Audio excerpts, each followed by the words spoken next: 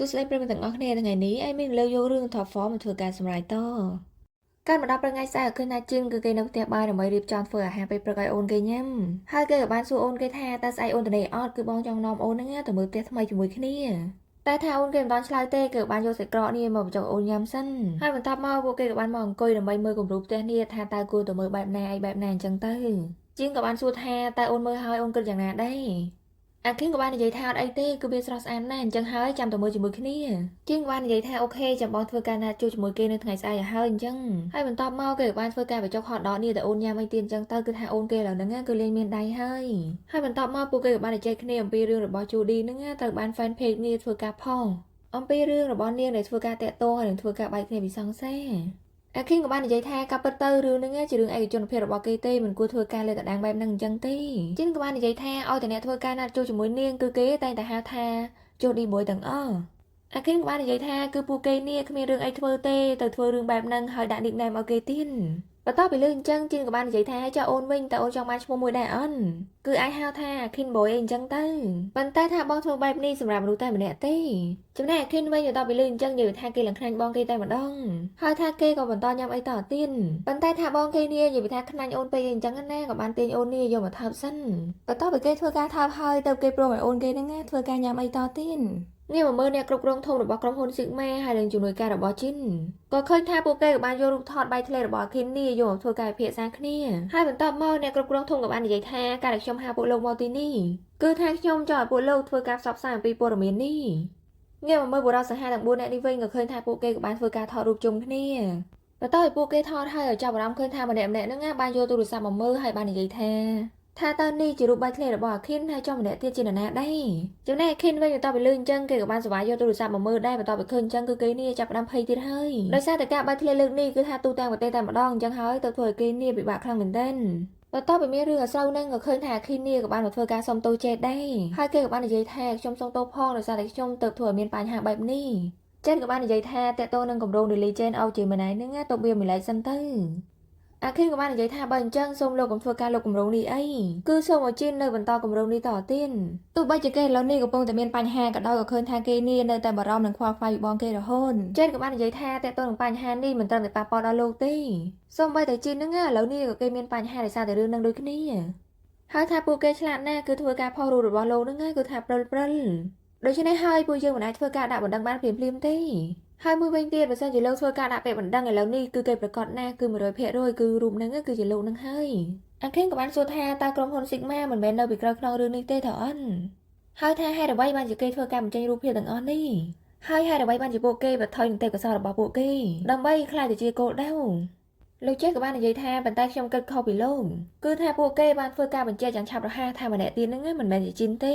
គឺមើលទៅដូចជាពួកគេកំពុងតែធ្វើការបង្ខំលោកនេះដើម្បីចេញទៅបញ្ជាក់ហើយជួយពួកគេនិយាយថាម្នាក់ផ្សេងទៀតហ្នឹងមិនមែនជាជីនទេអាខិនក៏បាននិយាយថាតើអ្វីដែលលោកនិយាយគឺពួកគេកំពុងតែរៀបចំផែនការអញ្ចឹងមែនគឺថាខ្ញុំជាអ្នកធ្វើការការពារជីនតើអន់ចេនក៏បាននិយាយថាទោះបីជាលោកនេះមិនធ្វើការចេញបញ្ជាក់ក៏ដោយឬមួយក៏ជីនអាចធ្វើការចេញបញ្ជាក់ខ្លួនឯងថាម្នាក់ទៀតហ្នឹងគឺជាគេក៏នៅក្នុងរូបភាពទាំងពីរអ្នកហ្នឹងគឺថាជាលោកហើយនឹងជាជីនមិនអញ្ចឹងហើយថាពួកគេក៏បានត្រៀមខ្លួនក្នុងការបញ្ចេញរូបកាន់តែខ្លាំងគឺដើម្បីធ្វើការកោតទោសអ្នកទាំងពីរប៉ុន្តែខាងសិចម៉ាដឹងច្បាស់ថាមនុស្សដូចលោកហ្នឹងមកឲ្យមានរឿងនឹងកើតឡើងទេតែថាខ្ញុំក៏ខុសដែរដែលធ្វើឲ្យរូបនេះលេចឡើងចេញបែបនេះអញ្ចឹងហើយឥឡូវនេះចាំខ្ញុំព្យាយាមរកមធ្យោបាយដើម្បីដោះស្រាយវាហើយសម្រាប់លោកវិញឥឡូវនេះកុំធ្វើរឿងអ្វីទាំងអស់គឺថាមិនមែនដោយសារតែលោកខ្លួនឯងទេក៏ដោយសារតែជីនដូចគ្នាដែរកាលមកដល់ថ្ងៃបន្តឃើញថាខិននេះក៏បានមកធ្វើការទិញទឹកទិញអីញ៉ាំដែលពេលនោះដែរក៏មានបរិសុទ្ធជុតខ្មៅនេះក៏បាននិយាយថាតើលោកនឹងចូលចិត្តញ៉ាំនៅពេលដែលលោកនេះ stress មែនហើយថាប្រហែលជាលោកនឹង stress ខ្លាំងណាស់ហើយដោយសារតែរូបថតនោះគឺជារឿងអាស្រូវហើយគ្រាន់តែមួយរូបប៉ុណ្ណោះគឺថាវាមានបញ្ហាបែបហ្នឹងហើយចុះបើសិនជាវាធ្វើការបញ្ចេញទាំងអស់ថាតើមានរឿងអ្វីកើតឡើងគឺថាខ្ញុំឆ្ងល់ណាស់បន្ទាប់ពីលើអញ្ចឹងអាខិនក៏បាននិយាយថាតើរឿងហ្នឹងគឺជាលោកមែនដែលជាអ្នកធ្វើថាតើលោកយករូបនឹងពីណាមកបរិបម្នាក់ហ្នឹងក៏បាននិយាយថាគឺមិនអាចនិយាយបានទេ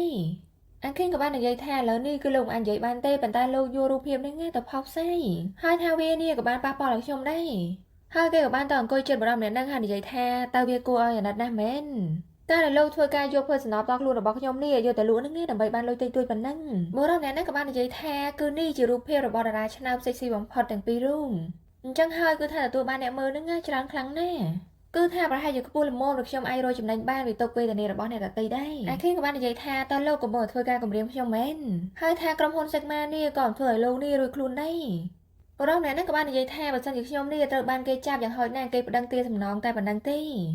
េប៉ុន្តែថាចំពោះលោកហើយនឹងតារាផ្សេងទៀតគឺថានឹងគ្មានអ្វីទៀតទេអាខេនក៏បានសួរទេថាហើយឥឡូវនេះលោកចង់បានអីអ្វីកុនបរិបអ្នកនឹងក៏បាននិយាយថាតើលោកសូមចុះធ្វើពាណិជ្ជកម្មឲ្យខ្ញុំគឺថាជាអ្វីដែលឆ្ងាញ់ជាងរូបថតនេះទៅទៀតហើយថាម្រាមដៃរបស់ខ្ញុំនេះក៏មិនរអិលធ្វើការចុចបង្ហោះរូបមួយទៀតដោយបង្ហាញថាម្នាក់ទៀតជាសង្សាររបស់លោកនឹងជាអ្នកណាគឺខ្ញុំគិតថាលោកនេះក៏ដឹងដែរថាខ្ញុំចង់បានអីអញ្ចឹងហើយឥឡូវនេះលោកគិតវាសិនទៅពីថ្ងៃក្រោយមកគឺខ្ញុំនឹងមករកលោកដើម្បីយកចម្លើយហើយគេបានសវ៉ាដែរចេញពីកន្លែងហ្នឹងទៅចំណែកអាខិនវិញនិយាយថាគេនេះខឹងខ្លាំងមែនទែនមួយសន្ទុះក្រោយមកឃើញថាអាខិននេះក៏បានមកដល់ផ្ទះវិញគឺថាគេនេះពិបាកចិត្តខ្លាំងណាស់ហើយកំឡុងពេលហ្នឹងដែរឃើញថាគេក៏បានធ្វើការបើកទូរទស្សន៍ក៏ឃើញថាជីនកំពុងតែធ្វើការសម្ភារដល់គេឥឡូវហ្នឹងគឺថាគេនេះល្បីខ្លាំងមែនទែនបន្ទាប់ពីឃើញបែបហ្នឹងហើយក៏នឹកគិតទៅដល់ពេលសម្ដែងរបស់ចេតបាននិយាយថាគឺលោកធ្វើអ្វីហ្នឹងត្រូវគិតផងមិនត្រឹមតែប៉ះពាល់ដល់លោកទេសូម្បីតែជីនហ្នឹងក៏មានបញ្ហាមកជាមួយនឹងលោកដែរបន្ទាប់ពីធ្វើការនឹកគិតហើយគេក៏បានធ្វើការទេហៅជូននេះមកជួបគេភ្លាមមួយសន្ទុះក្រោយមកឃើញថាជីននេះក៏បានមកដល់ហើយគេក៏បាននិយាយថាហេតុអីបានជាអូនមិនលើកទូរស័ព្ទនៅពេលដែលបងធ្វើការទេមកអាខេនក៏បាននិយាយថាអូនសុំទោសផងដែលអូនហៅបងមកខាងក្រៅនេះទាំងយប់អញ្ចឹងជីនក៏បាននិយាយថាគឺបងព្យាយាមទេមកអូននេះច្រើនលើកច្រើនសារហើយអូនដឹងអត់ថាបងបារម្ភណាស់ហើយថាបងក៏បានឃើញព័ត៌មាននឹងដែរប៉ុន្តែអូនហ្នឹងកុំបារម្ភអីគឺអូននេះមិននៅតែឯងទេអញ្ចឹងហើយពួកយើងទាំងពីរនាក់អាចធ្វើការប្រជុំមុខជាមួយនឹងបញ្ហានឹងជាមួយគ្នាបានគឺថាបងនៅក្បែរអូននៅជាមួយអូនជានិញដូច្នេះហើយសូមអូនកុំបាត់ខ្លួនបែបហ្នឹងទៀតលឺអន់អាខេនក៏បាននិយាយថាពួកយើងបែកគ្នាទៅចំណែកជីនវិញបន្តពីលើអញ្ចឹងគឺថាគេលង្កៀងតែម្ដងហើយក៏បានសួរថាតើនេះជារឿងកំ pl ែងអីដែរអាខេនក៏បានស្វែងយល់ដៃចេញហើយនិយាយថាតើបងគិតថាខ្ញុំនឹងជាមនុស្សដីប្រកែកលេងសើចមែនជីនក៏បានសួរថាតើអូនពិតជាចង់ធ្វើការបែកគ្នាជាមួយបងពិតមែនអីអាខេនក៏បាននិយាយថាបើសិនជាមិនមែនថ្ងៃនេះថ្ងៃណាមួយពួកយើងគង់តែបែកគ្នាទេគឺថាអូនមិនដែលមានបំណងពិតប្រាកដជាមួយបងទេតាំងតែពីដំបូងមកបន្ទាប់ពីលើបែបហ្នឹងជីនក៏បាននិយាយថាអូនជុំនិយាយកុហកទៅគឺថាឥឡូវនេះអូនប្រាប់បងមកថាអូនកំពុងតែលាក់បាំងអីអាខេនក៏បាននិយាយថាហេតុអីគ្រាន់តែខ្ញុំនិយាយថាខ្ញុំចង់បែកពីបងហ្នឹងបងមិនអាចទទួលយកបានបែបហ្នឹងមែនជីនក៏បាននិយាយថាគឺបងបាននិយាយហើយគឺអូនជុំនិយាយកុហកទៅគឺថាពួកយើងបានធ្វើការសន្យាជាមួយគ្នាហើយអាខេនក៏បាននិយាយថាគឺបងហ្នឹងឈប់ធ្វើការកុហកខ្លួនឯងទៅហើយសម្រាប់ថ្ងៃចុងក្រោយរបស់ពួកយើងគឺនៅយប់នេះគឺថាខ្ញុំនឹងនៅជាមួយបងមួយសន្ទុះក្រោយមកឃើញថាពួកគេក៏បានមកដល់បន្ទុំហើយបន្ទាប់មកឃើញថាពួកគេក៏ចាប់ដើមធ្វើការថើបគ្នាទៅប៉ុន្តែសម្រាប់ស្ថានភាពនេះគឺពួកគេធ្វើហ្នឹងមិនមែនដោយក្តីស្រឡាញ់ទេគឺពួកគេធ្វើដោយបង្ខំផងដោយខឹងផងដែលពេលនោះដែរជីនក៏បាននិយាយថាកັບកិរិយារបស់អូនហ្នឹងអូនធ្វើនេះដូចជាអូននេះពិតជាមិនចង់បានទេថាតើបងមានន័យតិចតួចចំពោះអូនទេអាខិនក៏បាននិយាយថាគឺបងមិនគួរមានន័យអ្វីតតែសោះបន្ទាប់ពីលើអញ្ចឹងជីនក៏រៀងខូចចិត្តដែរក៏បាននិយាយថាអូខេអញ្ចឹងក៏បានដែរហើយពួកគេក៏បន្តធ្វើសកម្មភាពតទៀតទ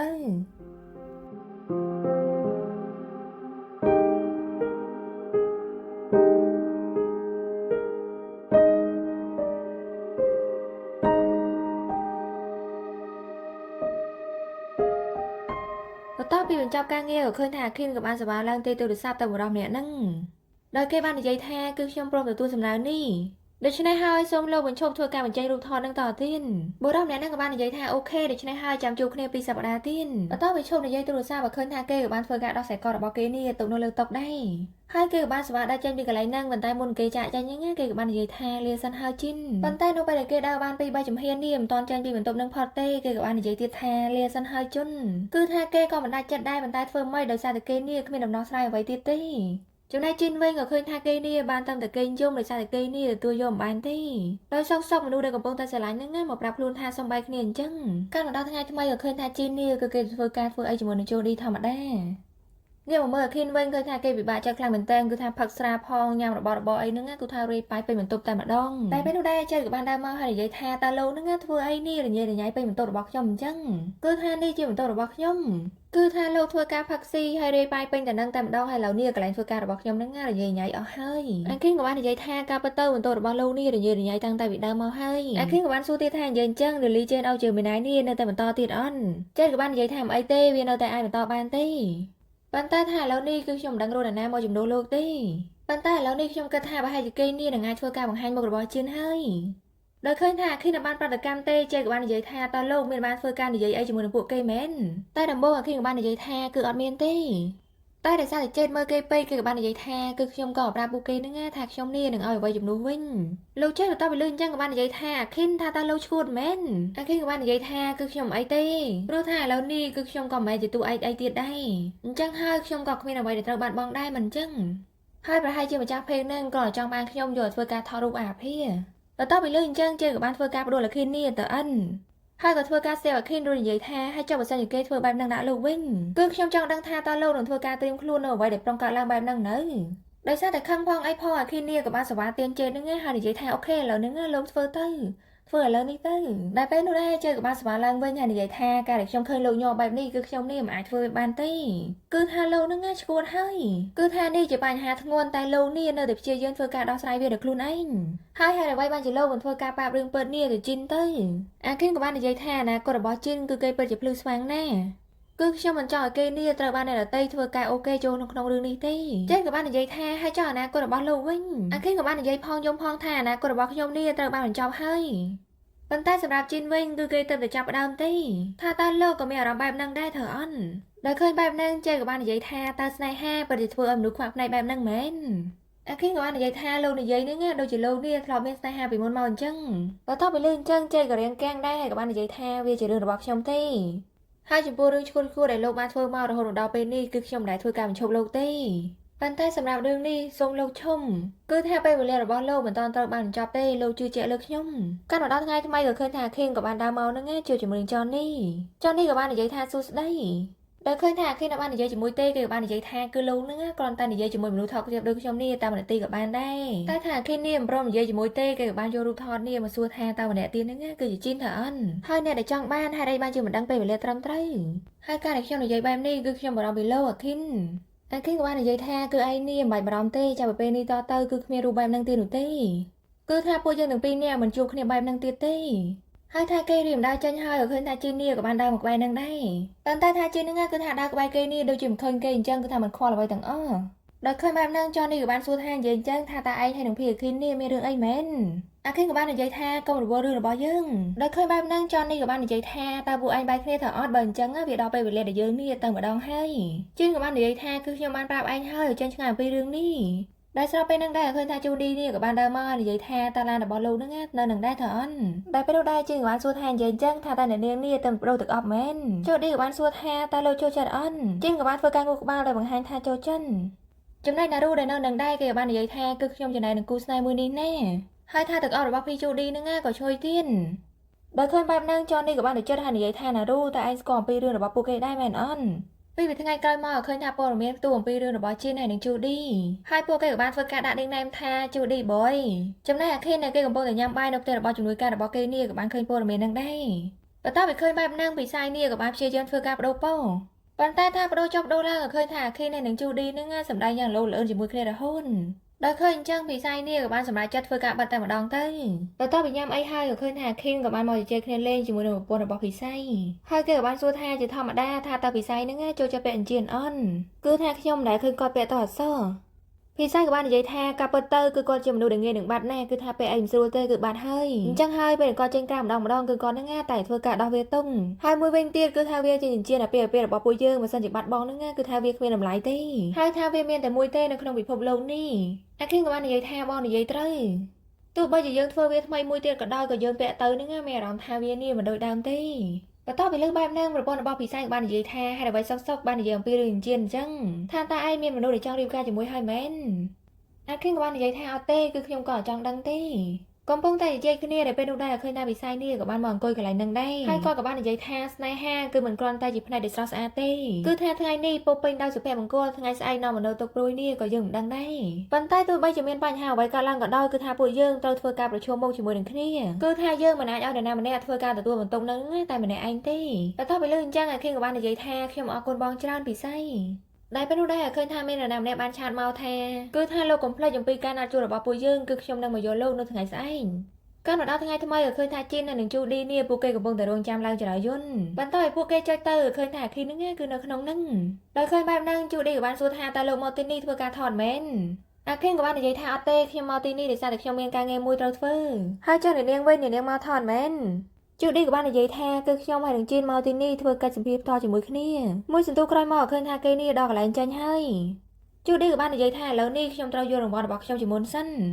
ហើយថាគេក៏បានធ្វើការថើបជីនហ្នឹងនៅនឹងមុខអាគីនហ្នឹងតែម្ដងចំណែកជីនវិញក៏ឃើញថាគេនេះមិនបានដើរចាញ់ទៅទេគឺថាគេហ្នឹងក៏បានចូលមកក្នុងចរាយន្តហ្នឹងវិញហើយគេក៏បានព្យាយាមដើរមករកអាគីនក៏ឃើញថាមុខរបស់គេនេះគឺថាសឹងតែប៉ះអាគីនហើយដល់ឃើញថាអាគីននៅស្ងៀមគេក៏បានយកដៃនេះអ្វីអញ្ចឹងបន្តិចហើយនិយាយថាតើលោកគិតថាខ្ញុំនេះពិតជាធ្វើអ្វីមួយមែនតែថាអាគីននេះក៏ឆ្លើយមិនចាញ់ដែរដល់ឃើញបែបហ្នឹងជីននេះក៏បានសប្បាយដើរចាញ់ពីកន្លែងហ្នឹងទៅមួយសន្ទុះក្រោយមកឃើញថាកម្មវិធីផ្សាយតនេះក៏បានធ្វើការចាប់ផ្ដើមហើយតែពេលនោះដែរវិធីក៏បាននិយាយថាតាមមើលទៅគូនេះមិនមែនគ្រាន់តែជាការសម្ដែងទេព្រោះថាខ្ញុំបានឃើញចិញ្ចៀនគូស្នេហ៍របស់អ្នកទាំងពីរដែរដូច្នេះហើយថាតើមានកិច្ចព្រមព្រៀងយ៉ាងណាដែរបន្ទាប់ពីលើបែបហ្នឹងជូឌីក៏បាននិយាយថាដល់សំណួរដែលតាក់ទាញហើយឥឡូវនេះពិធីក៏បន្តសួរទៀតថានិយាយអញ្ចឹងថាតើអ្នកទាំងពីរនេះជាគូស្នេហ៍ពិតមែនអីជូឌីក៏បាននិយាយថាឥឡូវនេះគឺមិនពិតទេប៉ុន្តែថ្ងៃអនាគតក៏មិនប្រកបដែរចំណែកអាខិនវិញក៏ឃើញថាគេបានធ្វើការឈរមើលការផ្សាយផ្ទាល់នឹងដែរដែលពេលនោះដែរជ័យក៏បានមកដល់ហើយនិយាយថាគឺលោកនឹងជាមនុស្សឈួតហើយសូម្បីតែឥឡូវនេះគឺលោកនេះនៅតែព្យាយាមធ្វើការដោះស្រាយរឿងរញ៉េរញ៉ៃនឹងដោយខ្លួនឯងទៀតដែលពេលនោះដែរអាប៉ែនឹងក៏បាននិយាយតាមទូរស័ព្ទនឹងដោយសារតែអាខិននេះមិនតាន់បានបាត់ទេដោយគេបាននិយាយថាលោកអាខិនបញ្ញាប់ឡើងគឺកុំឲ្យខ្ញុំរងចាំយូរពេកបើមិនអញ្ចឹងទេរូបនឹងខ្ញុំនឹងផុសហើយបន្ទាប់ពីលើអញ្ចឹងអាខិនក៏បាននិយាយថាគឺខ្ញុំមិនមែនពេលទេតែថាជ័យក៏បានខត់ហើយនិយាយថាតើលោកមានកម្រងធ្វើការទទួលបន្ទុកនេះតែម្នាក់ឯងហ្នឹងរហូតដល់ពេលណាអាខិនក៏បានព្យាយាមបង្កែកដល់និយាយថាខ្ញុំមិនមានពេលទេតែពេលនោះដែរក៏បានលើជីននេះបាននិយាយថាអំពីរឿងបែកធ្លាយរបស់ភីអាខិនគឺថាអ្នកទាំងអស់គ្នាមានការយល់ច្រឡំមួយដ៏ធំហើយដោយសារតែក្នុងរូបភាពហ្នឹងគឺមិនមែនជាភីអាខិនទេគឺថាអ្នកនៅក្នុងរូបហ្នឹងគឺជាខ្ញុំទេបន្ទាប់ពីលើបែបហ្នឹងនិយាយថាពិធីកករៀងឆ្ងល់ដែរក៏បានសួរបញ្ជាក់ថាវាពិតមែនអីហើយចង់អ្នកណាគេម្នាក់ទៀតដែលនៅជាមួយនឹងលោកដែលពេលនោះដែរជាងក៏បានធ្វើការសម័យគឺគេបានមកនិយាយគ្នាជាមួយនឹងជូឌីក៏បានសួរថាតើលោកមានរឿងអ្វីចង់និយាយជាមួយខ្ញុំជាងក៏បាននិយាយថាតើបងដឹងថាណាជាអ្នកធ្វើការបញ្ចេញរូបរបស់ភីអាខិនតើអិនគឺថាវិជិតបានប្រាប់ខ្ញុំហើយគឺមានតែបងទេដែលអាចជួយពួកខ្ញុំបានជូឌីក៏បានសួរថាហេតុអ្វីបានជាលោកចង់ដឹងអំពីរឿងនេះបើទោះបីជាលោករកវាឃើញក៏វាមិនអាចផ្លាស់ប្ដូរអ្វីបានដែរជាងក៏បាននិយាយថាចុះបើសិនជាអ្នកនាងហើយខ្ញុំនេះធ្វើការជាមួយគ្នាវិញជូឌីក៏បាននិយាយថាបន្តែវាហានិភ័យណាស់ថាតើលោកនឹងធ្វើការផ្ដល់អ្វីមកខ្ញុំវិញកាលមកដល់ពេលសម្ភារវិញជូឌីក៏បាននិយាយថាម្នាក់ទៀតហ្នឹងគឺជាខ្ញុំទេប៉ុន្តែគ្រាន់តែវាជាឈុតឆាករបស់ពួកយើងធ្វើការសម្ដែងទេជាងក៏បានបញ្ជាក់ដែរថានឹងហើយគឺវាគ្រាន់តែជារឿងដែលពួកយើងកំពុងធ្វើការថតទេងាកមកមើលអាខិនហើយចេតវិញចេតក៏បាននិយាយថាឥឡូវនេះគឺលោកមិនបាយរងបន្ទុកនឹងតែម្នាក់ឯងទៀតទេចំណែកអាខិនវិញបន្ទាប់ពីលឺអញ្ចឹងនិយាយថាគេរំភើបខ្លាំងមែនតើរហូតដល់ទឹកភ្នែកគេនេះហូរដូចចាក់ទឹកអញ្ចឹងហើយគេក៏បានសប្បាយទៅអស់វិជ័យភ្លាមៗដែរបន្ទាប់ពីចប់ការសម្ភាសភ្លាមឃើញថា fan នេះក៏បានជឿថារូបភាពហ្នឹងបានមកពីការថតរឿងពិតមែនហើយបន្ទាប់មក fan ជាច្រើនក៏បានធ្វើការ unfollow នេះតាក់ទងនឹងអា page top drama នេះហើយក៏បាននាំគ្នាធ្វើការ report ទៀតនេះមកមើលអាប៉ែកកាន់ page ហ្នឹងវិញក៏បាននិយាយថាតែឥឡូវនេះមានរឿងអីគឺថាក្មេងរបស់លោកនេះបានធ្វើវានេះឲ្យរញ៉េរញ៉ៃអស់ហើយថាឥឡូវនេះ page របស់ខ្ញុំហ្នឹង report ច្រើនពេកឥឡូវហ្នឹងគេលុបចោលបាត់ហើយអ្នកគ្រប់គ្រង Sigma ក៏បាននិយាយថាឥឡូវនេះលោកនិយាយចប់នៅបើនិយាយចោលលោកបញ្ជាក់ខ្ញុំបន្តិចបើសិនជាខ្ញុំជាលោកវិញគឺថាខ្ញុំនេះមិននិយាយអ្វីទាំងអស់ពីព្រោះថាលោកមិនអាចធ្វើការចរចាអ្វីជាមួយនឹងខ្ញុំបានទេហើយថារាល់ថ្ងៃនេះលោកកុំភ្លេចអីថាលោកមានអ្វីហ្នឹងក៏ដោយសារតែខ្ញុំដែរតែថាឃើញបែបហ្នឹងអាប៉ែកកាន់ page នេះក៏បានសប្បាយដែរចេញពីកន្លែងហ្នឹងទៅដោយសារតែខ្លាចអំណាចទេងាកមកមើលជានេះនឹងជូឌីវិញជាងក៏បានធ្វើការដោះចិញ្ចៀនឲ្យវិញហើយនិយាយថាសុំទោសផងដែលនាំអ្នកនាងហ្នឹងមកនិយាយញ៉ៃអញ្ចឹងដែរជូឌីក៏បាននិយាយថាបានទទួលឱកាសខ្លាចជាគូស្នេហ៍របស់បរិសុទ្ធសេកស៊ីបំផុតប្រចាំឆ្នាំបើសិនជាខ្ញុំមិនចាប់យកឱកាសហ្នឹងគឺខ្ញុំនេះល្ងងហើយបើសិនជាថ្ងៃណាមួយលោកចង់ធ្វើការពេកចិញ្ចៀននេះពិតប្រាកដវិញគឺលោកអាចប្រាប់ខ្ញុំបានគឺថាខ្ញុំនឹងនៅរងចាំលោកចំណែកជីនវិញបន្ទាប់ពីលឺជូឌីនិយាយអញ្ចឹងនិយាយថាគេនេះលងអៀនតែម្ដងតែពេលនោះដែរអាខិនក៏បាននិយាយថាគឺនាងមិនរងចាំអីទេហើយគេក៏បានធ្វើការដោះចិញ្ចៀននេះពីហោប៉ៅរបស់គេហ្នឹងយកមកពាក់ឲ្យជីនភ្លាមៗដែរបន្ទាប់ពីគេធ្វើការពាក់ចិញ្ចៀនហើយគេក៏បានធ្វើការលើកបង្ហាញទៅជូឌីរួចគេក៏បាននិយាយថាតទៅផ្ទះរបស់យើងជន់ចំណែកជូឌីវិញបន្ទាប់ពីឃើញអញ្ចឹងក៏គេនេះបានតាំងតែឈរញញឹមមើលពីអ្នកនឹងដែរតែពេលនោះដែរសាយរឿងក៏បានសម័យកាលពី3ខែមុនក៏ឃើញថាកំឡុងពេលដែលជីនគេនេះគឺថាអាខិនហ្នឹងក៏បានធ្វើការវាស់ដៃរបស់ជីននេះគឺថាគេធ្វើការវាស់ទុកដើម្បីត្រៀមធ្វើការទិញចិញ្ចៀនទឹកឲ្យអញ្ចឹងទៅហើយសាយរឿងក៏បញ្ចប់ត្រង់កន្លែងហ្នឹងទៅ